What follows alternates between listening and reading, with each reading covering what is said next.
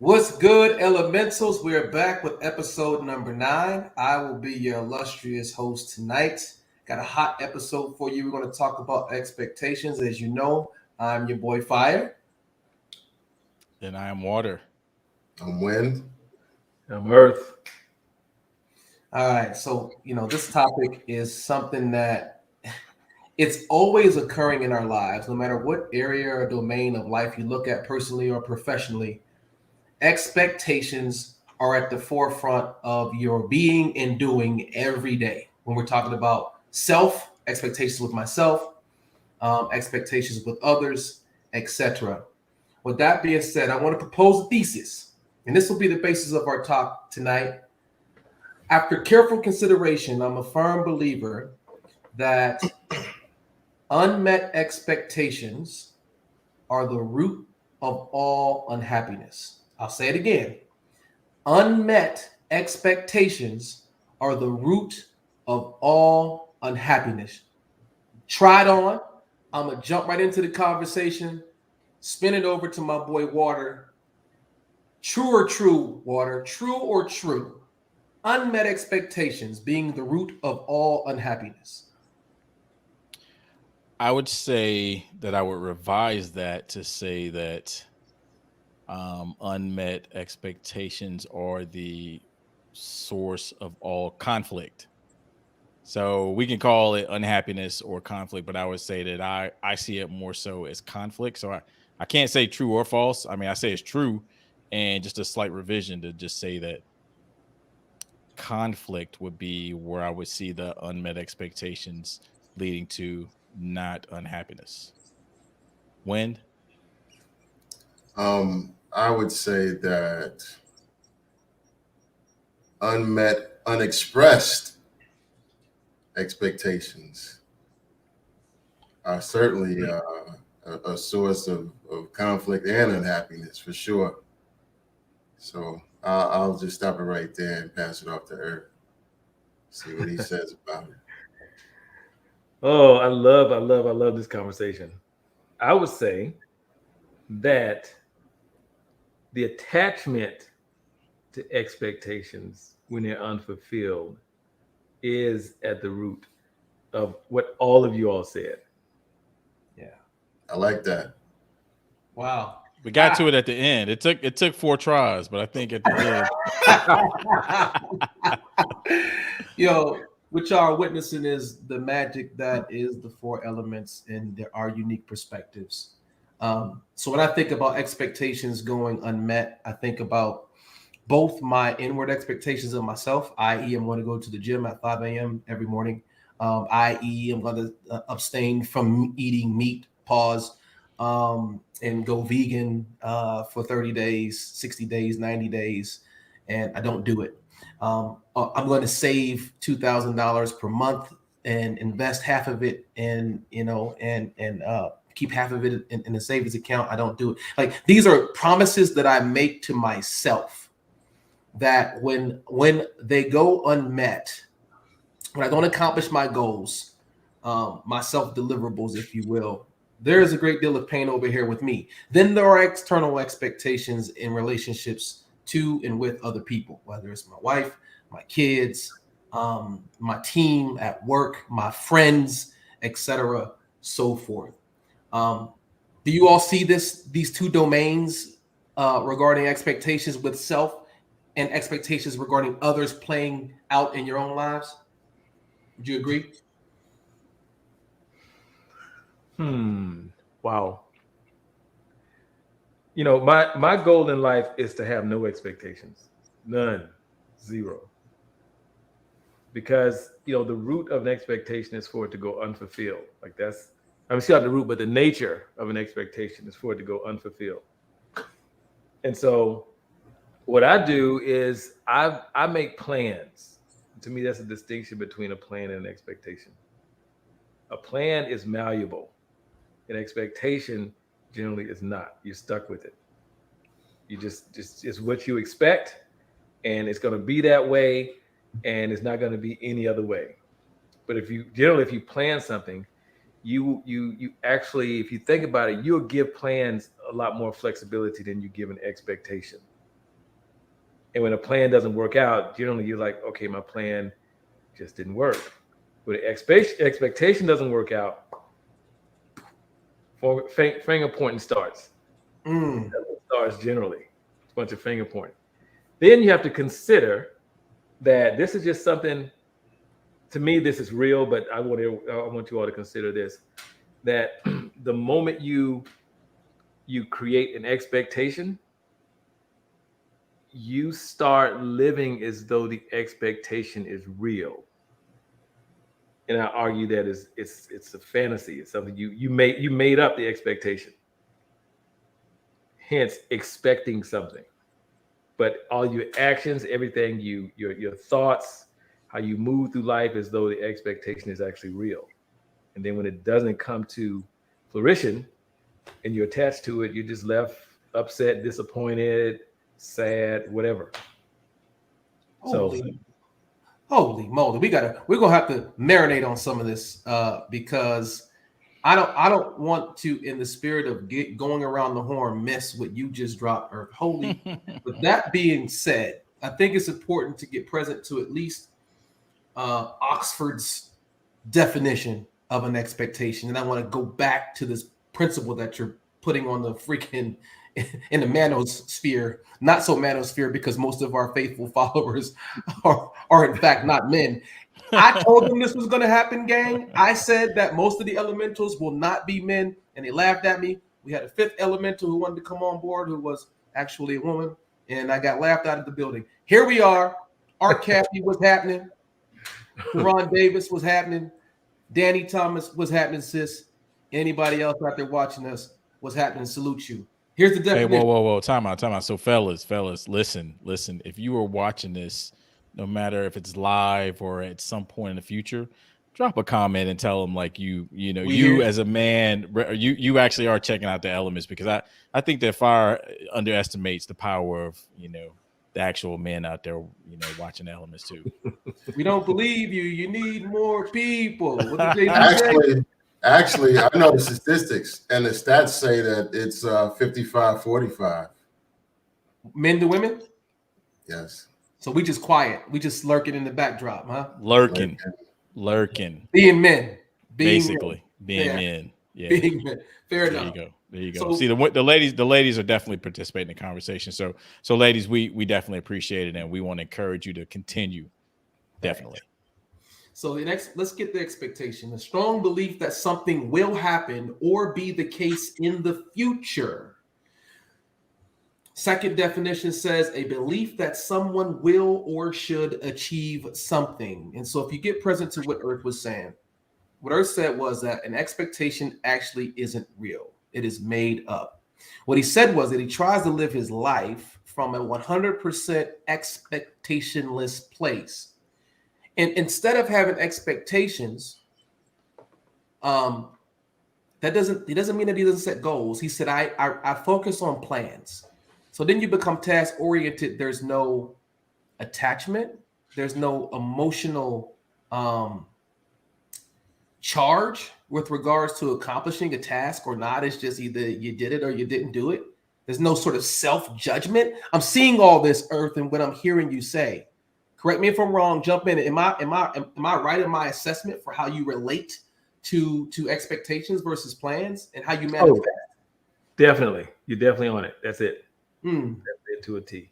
Wow, I'm present to not just what you're saying, but how much self-judgment exists in my domain, in my occurring world of the whole world of expectations. Like, that's how I've been manifesting. Like, I have a dream or a goal, and I expect that mess is done.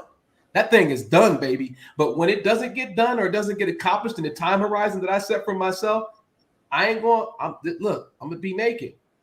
I'm like, what's wrong with you? What kind of dude is you? What kind of king are you if you couldn't make that happen? Right? Like, there's all this shame and guilt around missed deadlines.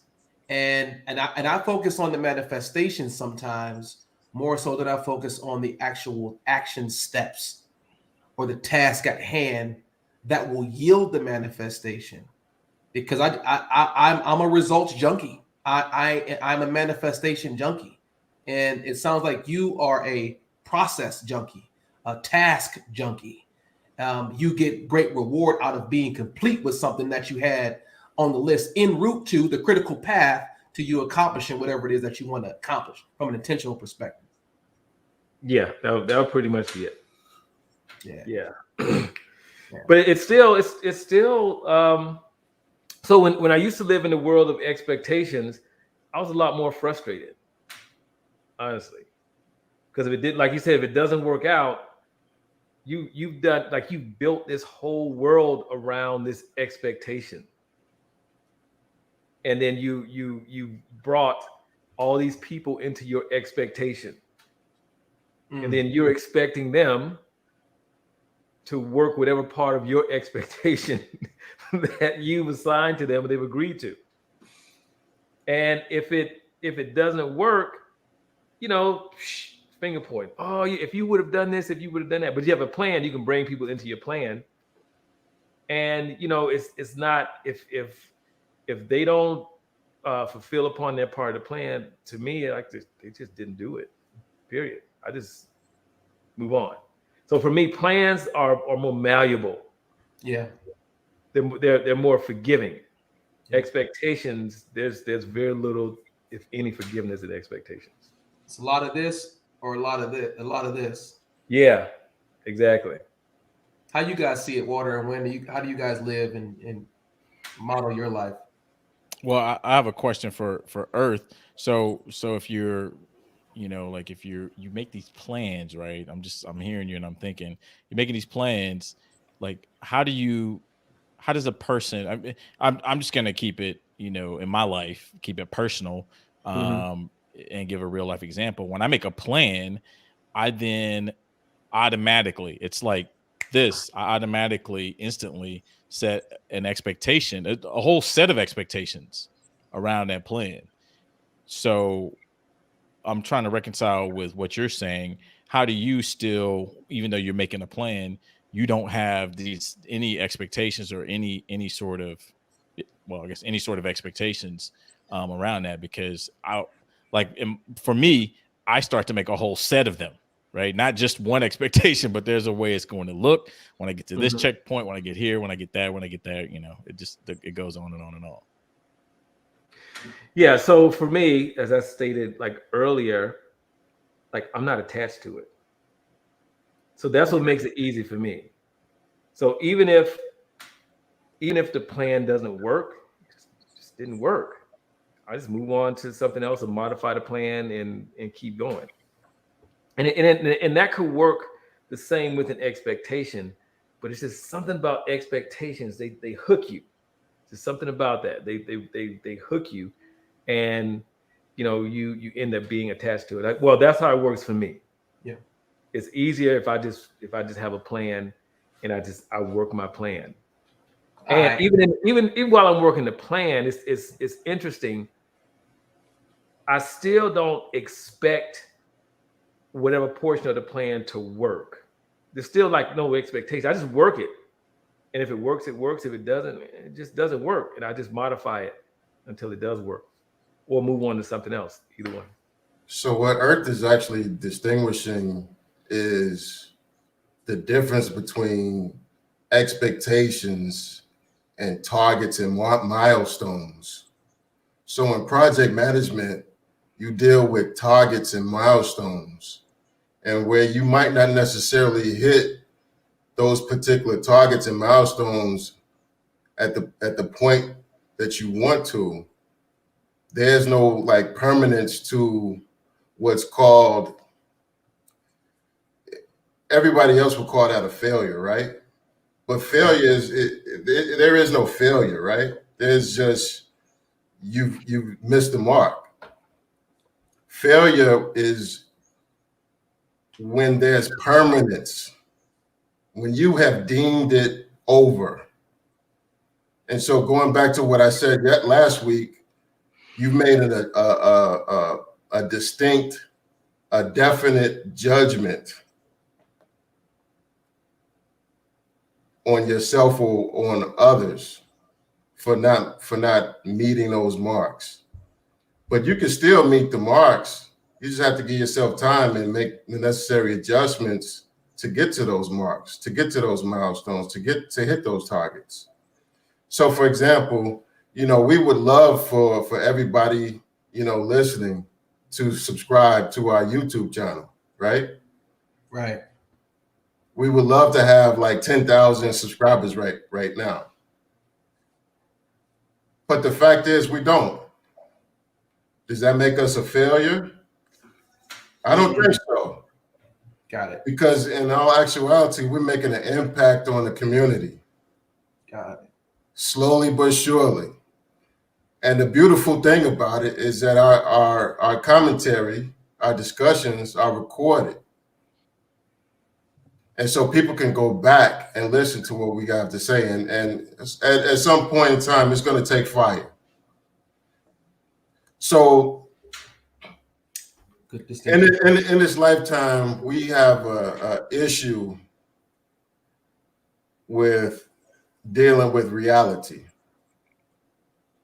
We often deal inside of fantasy and other people's fantasies, right? That's what you're alluding to, those expectations. And so it ruins our relationships, ruins our relationships with other people, and it ruins our relationships with ourselves because of those fantasies. So we have to have a more clear relationship with reality because, life is just not linear. Life is like Water said in a previous program, it's up, down, and all around. So we have to be more gracious and merciful for ourselves and for others as well. Yeah, I mean, I agree, and I'd like to add that the conflict is one of those things that you can avoid if you are willing to take on what Earth is suggesting, which is to simply not be attached to your expectation.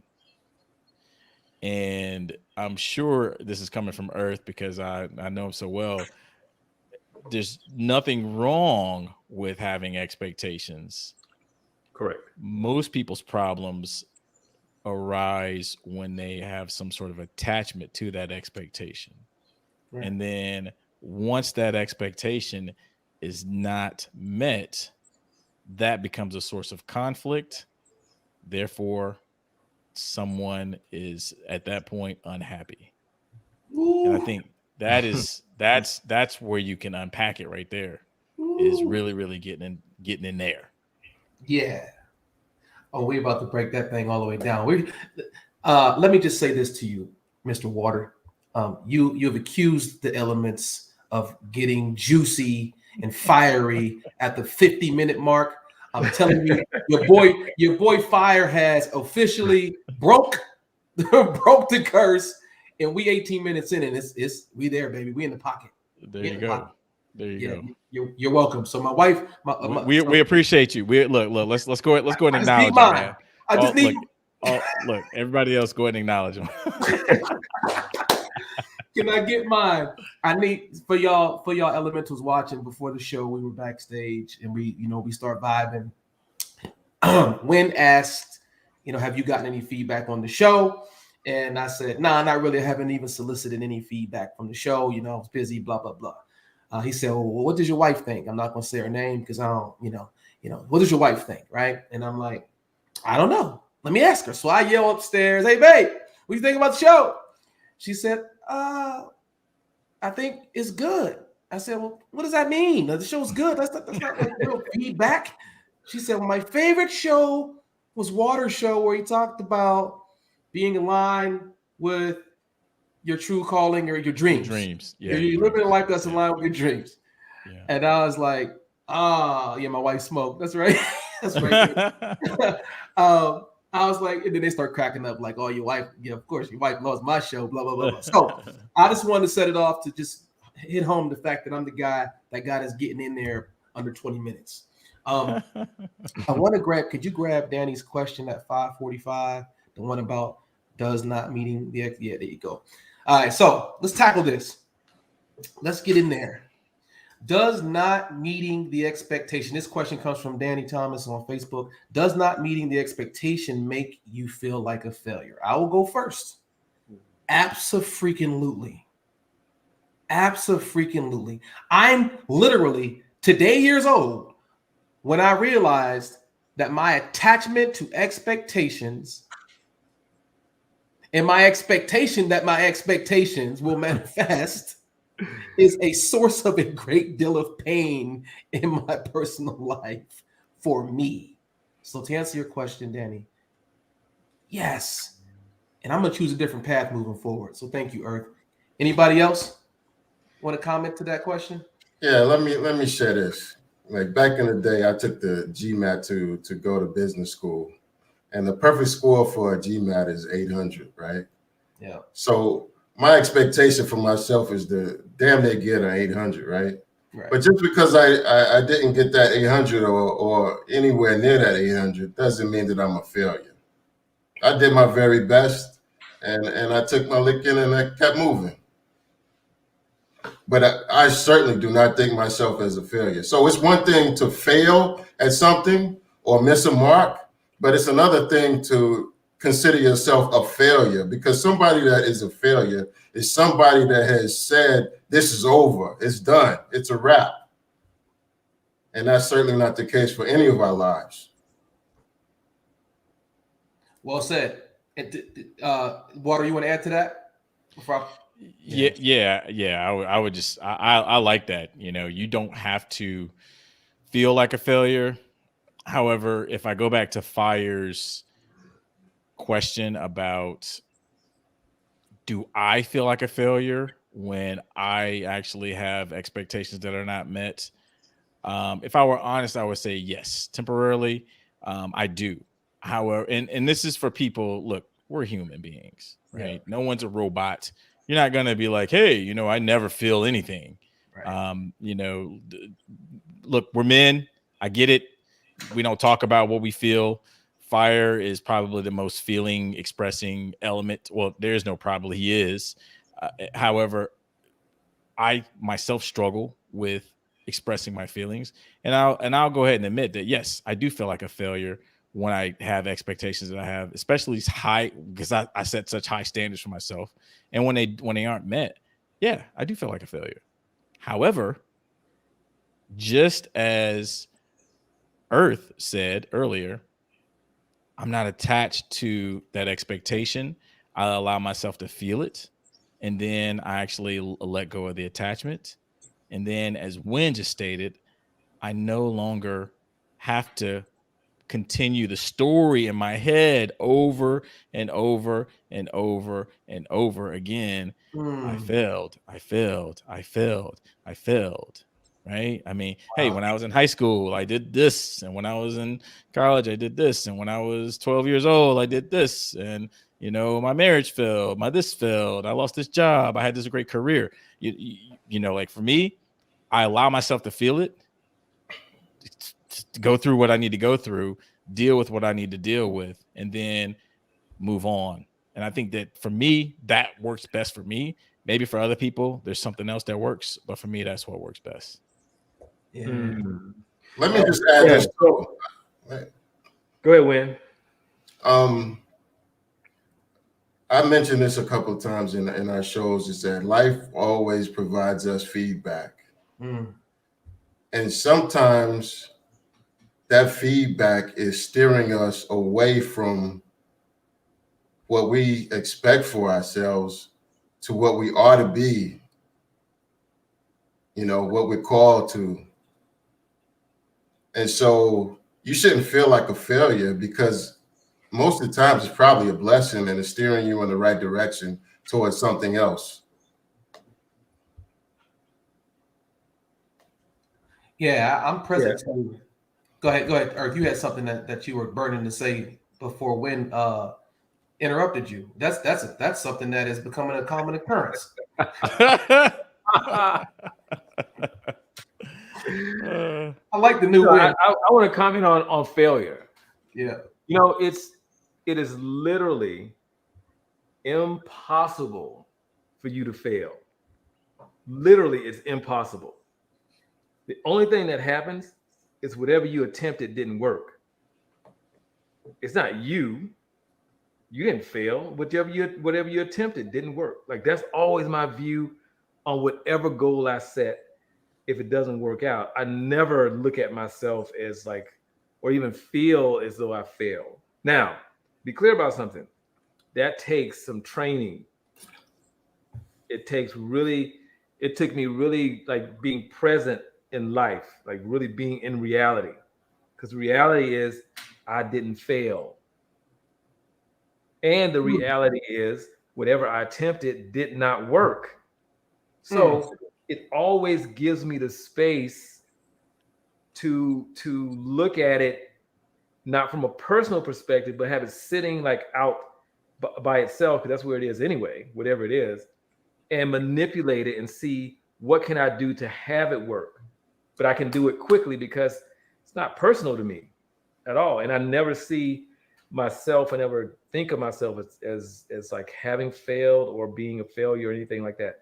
Whatever I attempted just didn't work. It's simple. My goodness. I really hope that the elementals, whether you're on YouTube, whether you're joining us from Facebook, IG, whatever platform you're watching this on, you're taking notes on this, because this is transformational, mind shifting stuff.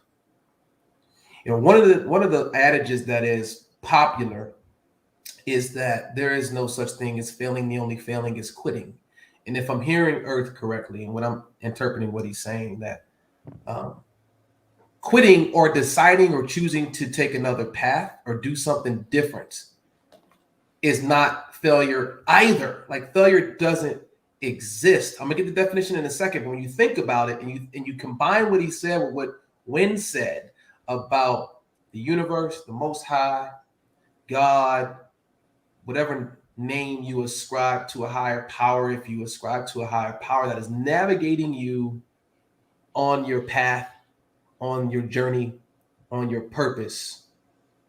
If you tried something and it didn't work out, and that led you to trying something else that ended up being the thing that caused you to blow, if you will, that caused you to be fully self-expressed, take care of business, take care of your family, etc., so forth, have the biggest impact in the world, then what you tried, what you tried first, was it a failure? If you listen to Earth, no, it wasn't a failure. It just didn't work. Like, it's really not that serious. Let me grab failure for y'all. So the language and the definitions as they're given to us that do not always serve us. Failure is a noun. Number one, it's a lack of success. We think about success. Did I accomplish what I set out to accomplish? Yes or no? If it's yes, I'm successful. If it's no, I'm a failure. That's how we have this black or white or linear relationship or a binary relationship with failure. This, like when talked about permanence. Number two, the omission of expected or required action. The omission of expected or required action. Number three, the action or state of not functioning. The action or state of not functioning, i.e., heart failure. Right? So we have this relationship with failure, and we have a relationship with success as well.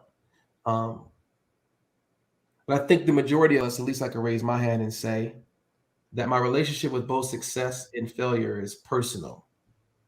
I have related to both of them like it's a state of permanence.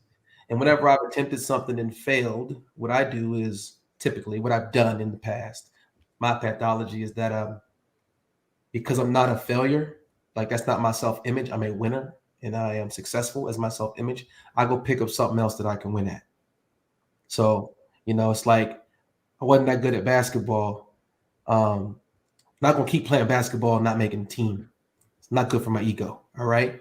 But I'm going to go over here on this football field and I'm going to dominate. And I'm going to stay in my lane because there's reinforcement that I'm good at this, that I'm successful here. What are you guys hearing in that? That I want to pull Danny's question about success to the table. water more, not you, Earth, because you guys darn don't have no dang attachment. So you clearly can't relate to nothing I'm saying at this juncture. This guy's not even attached to this conversation. Right. So when you look back, Water, at your being and doing, how do you respond to a perceived failure? For me, it was I'm gonna go pick up something else I'm good at, and get my cup filled. Yeah. For me, I have a different approach. So if I'm hearing you, what you said, or Fire, you said that's not working for me. Let me go try something else. For me, I actually have a different approach where when I actually have some sort of failure, what I will end up doing is I will dig in my heels harder to try to go back, and I'm almost like the bull or the donkey, if you will. So I'm the one that's just like going to continue to bang my head or bang the hammer on the rock and bang the hammer until the actual rock cracks. Now, that approach for me is a gift and a curse, because there are some things that I'm still banging a hammer on that the rock hasn't cracked. However, there are plenty of other things that had I moved on and tried something different, I would have never excelled at what I excelled at. And so I think that both of them have their valid places. And I think that probably a combination of them would be one of the best methodologies if you really wanted to kind of do some life hacking, right? If you really want to get into life hacking, you could say, hey, I have a stop loss, if you will, where there's a certain amount of effort and energy that I'm going to put into it. And then at some point, I'm just going to stop my loss and move on to something else. Right. And then and then in other cases, that same individual could say, you know what, I'm not giving up on this one, because if it takes me until I breathe my last breath, right, I still want to continue to pursue this. So I think either one of those is valid. And I think that both could be used you could use them in isolation, or you could use them in combination. But I think that in combination, it would be much more powerful, because at the end of the day, it just goes back to it goes back to really getting your self-image together, where you don't see yourself as a failure. Because I think that if you see that when you look in the mirror, then neither of those approaches will work for you, because you will never get the attempts in, because one little discouragement it'll sink your whole ship. Right. I want to add a quote. This is, I didn't think about this earlier. This is one of my favorite quotes, period, by Thomas Edison. He was asked by a reporter, how did it feel to have failed at creating the light bulb over 200 times? His response was, I didn't fail. I just learned what not to do. There you go. Think about that. Boom. That's a mic drop. So I want to touch on that while we're here, and then I want to circle back to Danny's question about success. All right. So while we're here, can you pull T. Ruth's comment for Facebook to the forefront? T. Ruth. So what T. Ruth said is, failure to me is both lessons and redirections. To piggyback off of Earth's quote, Thomas Edison quote, a response to a reporter. And the question that I had, T, and I'll spin it to the elements while I was processing your inquiry, is, how do you know when it's a lesson? How do you distinguish between this is a lesson, something for me to get or gain that I don't currently have in my purview or my consciousness, versus this ain't it? Yeah, a lesson is always something new. That's how you distinguish. That's the easy one. If you already know it's not a lesson is something that's new. A lesson is something that you don't currently know. It's knowledge you don't have. So that's how I would distinguish that. But what you're asking is, what is the threshold of pain that we ought to go through before choosing to go to another path? Got it. So before I get into that, let me just say this is that, Michael Jordan didn't become Michael Jordan just overnight, right? He wasn't born Michael Jordan, right? It took him years and years and years of practice and coaching, to become who he is. And one of the problems that we have as a people is taking on is being individuals at everything. And like I always say, as individuals, we are utter messes, and we mess up everything and everybody around us, right? And so what I'm pointing to is that whenever you have a failing, right? Whenever you failed at something, what you ought to do is seek out help. You ought to seek out somebody that has expertise, somebody that has experience, that's been there and done it, that can actually teach you something that will make a difference and create workability to what you're trying to create or do. There's a African proverb saying that, it takes a village, right? Right. It took all of us together to make this podcast, go. We're learning something each and every day about the metrics and the analytics about how to make this, thing, go fast and furious, to give you guys what you want, right? To give you guys what you need. So the bottom line is what I'm getting at is that whenever there's a so-called failing, like Earth says, it's just a lesson what not to do. And it's forcing you to experiment so that you can arrive at what you want. Life is just an experimentation. There's no definite answer to anything. And there are people that have the capacity to help you. All you have to do is open up your mouth and ask. Don't be so shy or so arrogant to think you could do anything and everything by yourself. Ask for help. That's it. I'm pause right there. Well said. Well, to answer Danny's question about success being subjective, 100%. It's 100% subjective.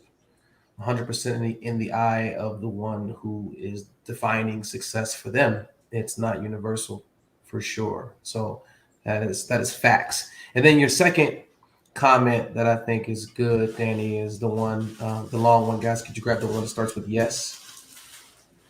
You like that? You like that stop loss? This part right here really stuck with me.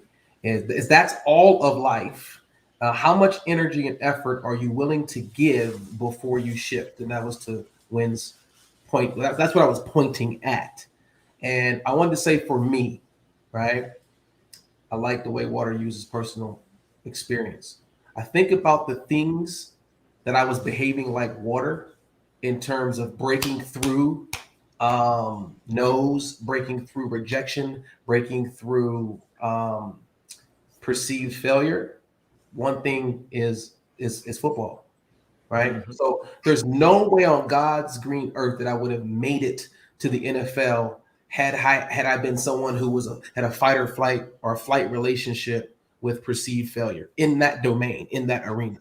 There's no way on God's green earth that I would be married to the same woman for 18 years and with the same woman for 20 going on 21 years if I was someone who's up against a failure or a breakdown, a runner, right?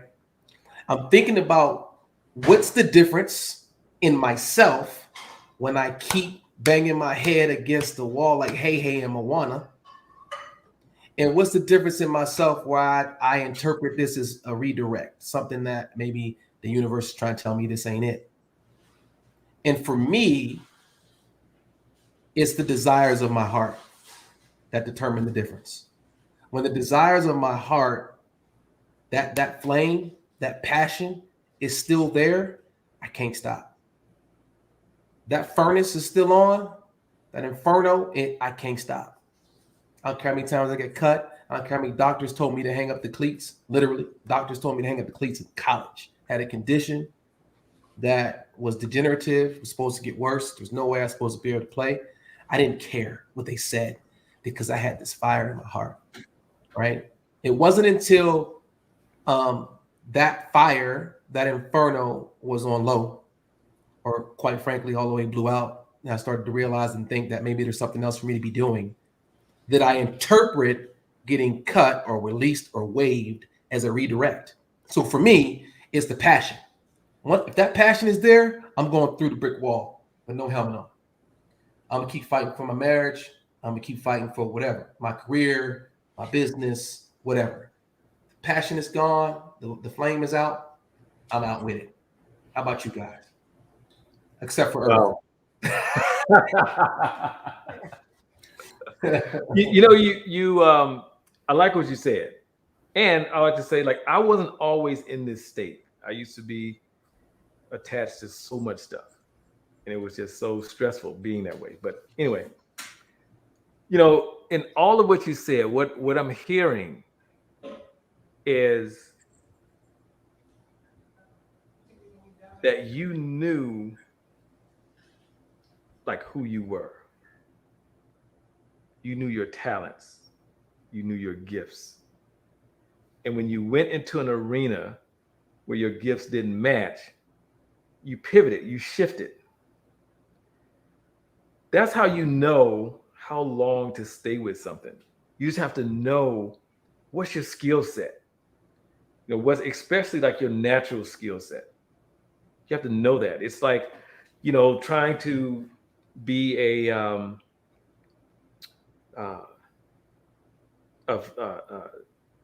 multi-platinum singing artist. Well, if you can't sing, it's probably not going to happen. It probably won't. The chance of that happening is slim to none, unless you're like Kirk Franklin and he doesn't sing. But he is by far the exception to the rule. And what I'm hearing from what you're saying is that you know, or you knew who you were then, and you know who you are now. So when you would pivot, you would pivot into your strengths or your skill set. And I think that's what makes the biggest difference.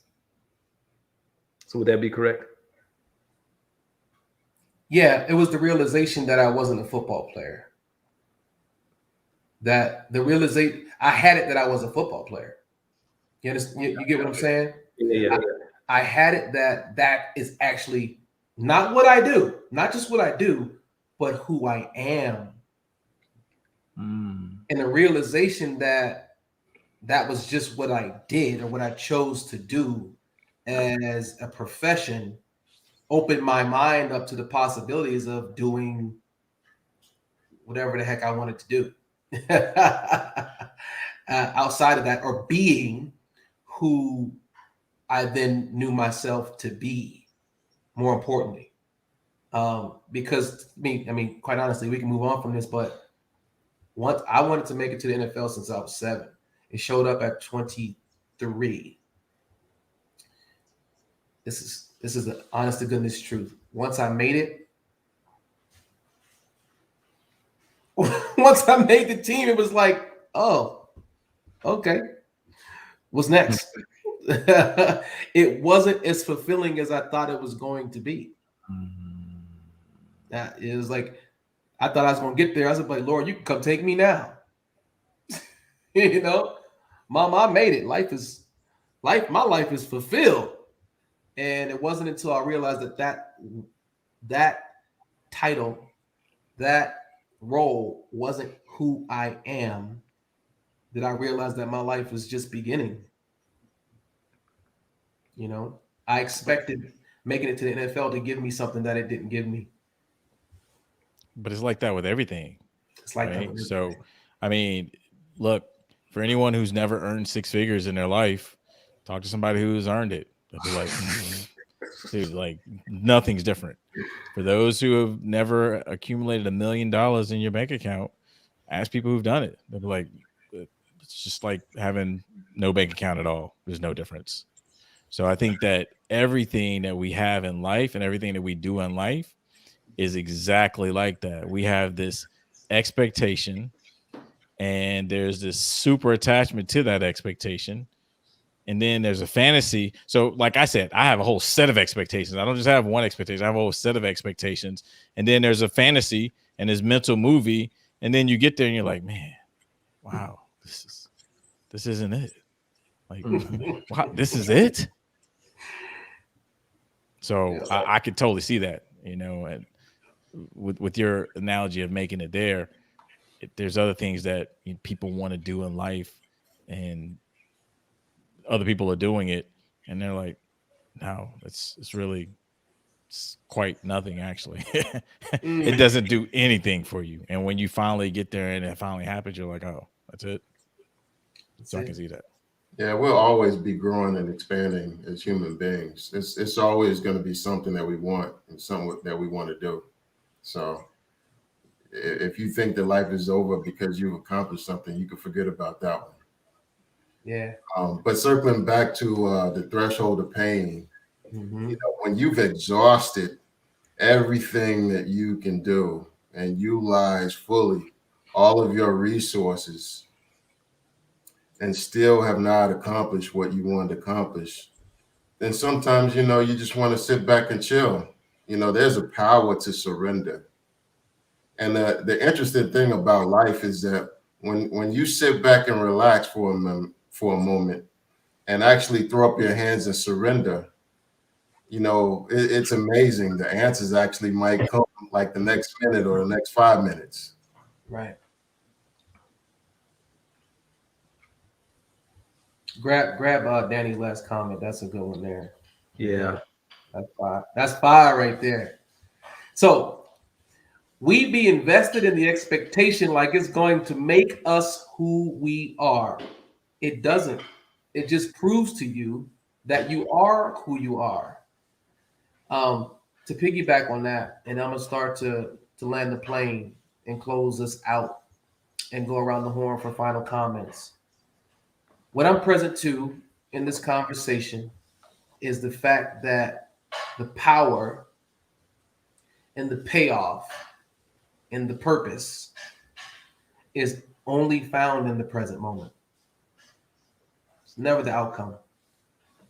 And I take that all the way back 360 to something that Earth said about being present to planning and executing plans versus creating and setting up expectations, which lead to disappointment, self-disappointment, inner disappointment, disappointment in others, finger pointing, blaming, shaming, guilting, cold shouldering, getting attitudes with, cutting people off, killing people off, cussing people out.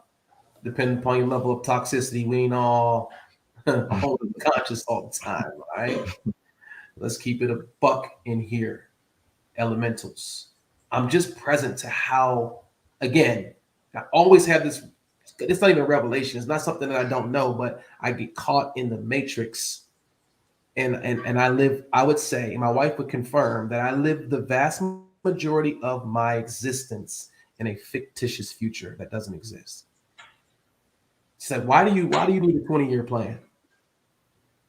Well, that's what you do. Why do you need a 10-year plan? Like, and then why does everything have to happen when you said and how you said it's supposed to happen? Where is the space? Where's the space?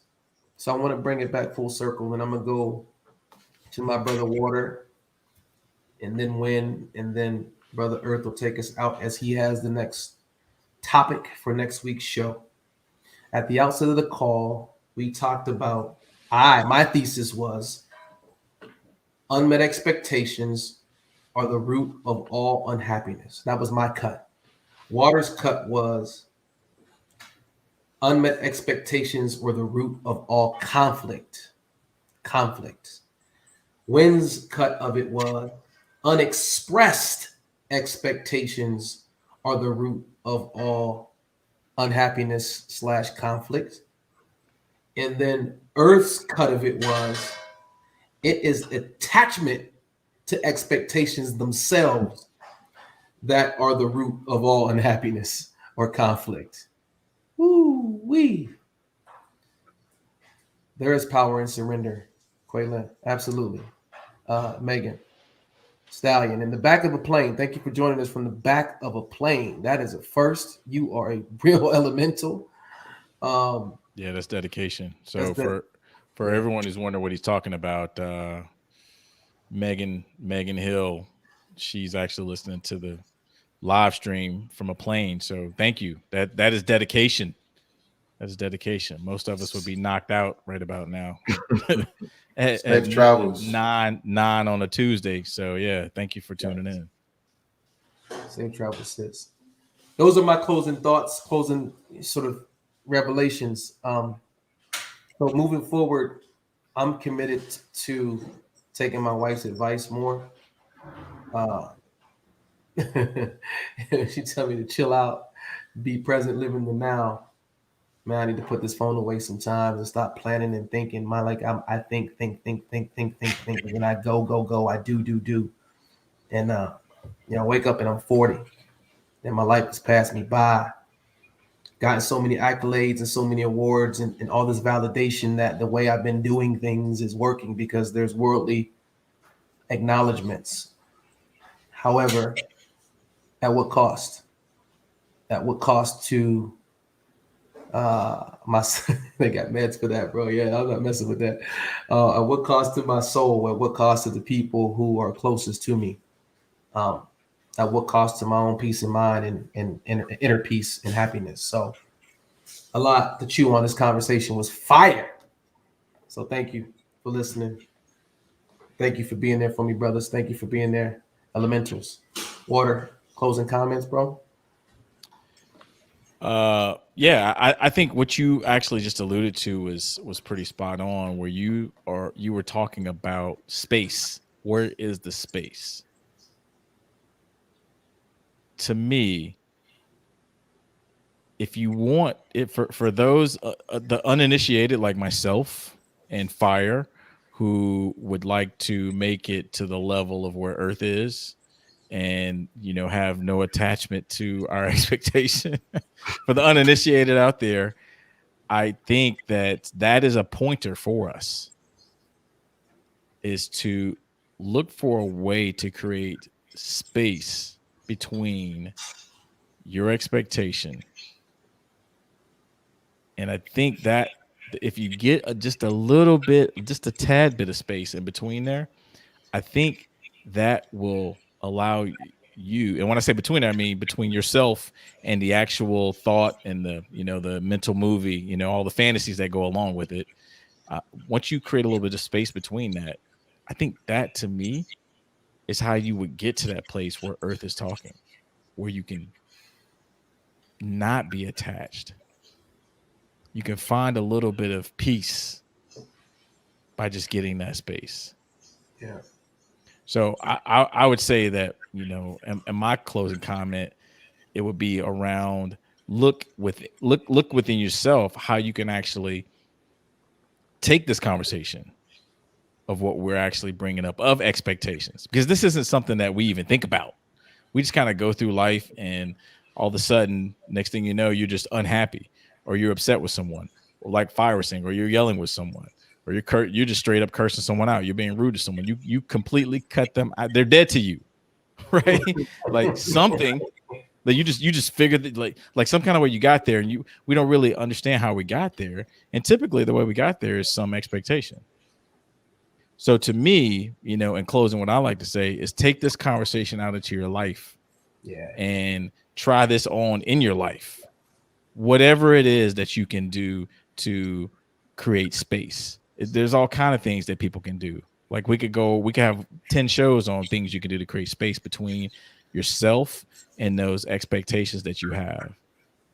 However, take a look at it, because I guarantee you that once you actually take a look and say, wow, what expectations have really been dictating my life? What expectations have been running my life? And what expectations have I been being? Because that's typically what it is that we have the expectation and then we just get into the being of it. As Fire said, he was a football player. So like that was his being. And there was nothing that was going to get in between him and that being. So I would say in closing, try it out in life. Don't just let this be another YouTube video or another podcast that you listen to on Spotify or Apple Podcasts. Take this out, try it on, just like it's that new pair of shoes that you want for Christmas or Kwanzaa or Hanukkah or all those other things. When you got that look on your face, like you got the knowledge that people are waiting for. So I'm gonna pass it off to you. As human beings, we often, try to force our way through life. We try to be pushy and aggressive to make results, to make things happen. And life pushes back on us and beats us in the head. So we need to stop that. You know what I mean? It doesn't work. There's a distinction between power and force. Power is being prepared. Power is learning through experience how to become better.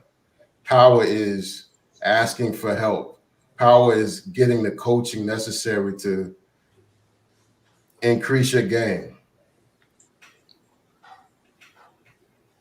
So it's better to be powerful than forceful, because actually power actually works.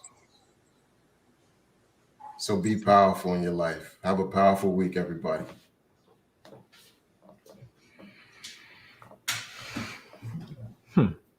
So I like to close with this. This is a fire conversation. I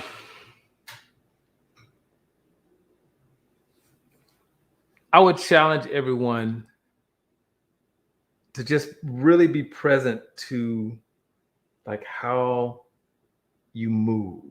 What I mean by how you move is how you respond to life. Because generally, when you are upset, when something makes you upset, it's not 100% of the time, but it's more than likely there's some expectation that's not fulfilled. It could be an expectation that you set 20 years ago, and every time it's not fulfilled,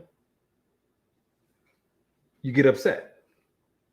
It's the same way when you say, oh, you get upset because you say, oh, people shouldn't act a certain way, or people shouldn't do something. That's because there's an expectation you have of people that's not being fulfilled. And to really get to that place of like detachment, like Water said, that's to create that space, is getting down to the root of the upset, like really getting to the root of it, and looking at how do you really feel. Because before the upset comes, there's actually an emotion that takes place first that brings about the upset. And it could be, I'm disappointed. It could be your feelings are hurt. It could be any of those things. But getting to that, what that is, will actually give you that's begin to give you that space that Water talked about, to separate you from that expectation, because you're clear about what's driving the reaction to the expectation. And so this is actually like this is a great conversation. And so next week we are going to dive into your traumas, which is a perfect segue, going from your expectations into your traumas, because a lot of times our expectations are driven by our traumas. And so we're gonna dissect that. We're gonna put that together. We're gonna dismantle it, reassemble it again, dismantle it again, put it back together until we come up with something new. It's going to be an exciting conversation. I am extremely, extremely excited about it. And you all get a chance to see, the elements talk about trauma on a totally different level. Now, so trauma causes you to be like water, and the elements know what I mean by be like water. I'm talking about pre-show water. For the record, I don't know what he's talking about. So that's next week's show. So be ready and just start thinking about your traumas, and even just thinking about just think about trauma, period, and how does that occur to you? It's gonna be an exciting show next week. So that's what we got next week. So you want to take us out of here, Fire? Yeah, listen, to Wynn's point earlier, we would love to have 10,000 subscribers and followers at this point. As elementals and as benefactors of the conversations that are being had, the sharing, the perspectives, your contributions yourselves, don't be stingy with this gift. Don't be stingy with the gift of this conversation. Share it, like it, comment on whatever platform from which you consume the content. Tell all your friends, tell your aunties, tell mama and them, tell your brothers, tell your uncles, tell your cousins, tell your pops, tell everybody you know to get involved, to tap into this conversation. This is consciousness. This isn't about again tickling your ears or making you laugh or being toxic or talking smack on some celebrity. This is real talk, and this was put on our hearts for years, and the space is there for us to do this work, but we can't get it out there into the masses without you. So definitely be help us help the world, help us help humanity, help us help the listening, help us aid in the healing and the reconciliation with ourselves first and foremost, and then those that we love and hold near and dear to our hearts secondarily. All right, mental stimulation. That's right, Saran. All right, so that's all we got. Thank you for tuning in. Thank you for rocking with us. Safe travels, Megan. We love you all. Peace and love. Peace. Later. Peace.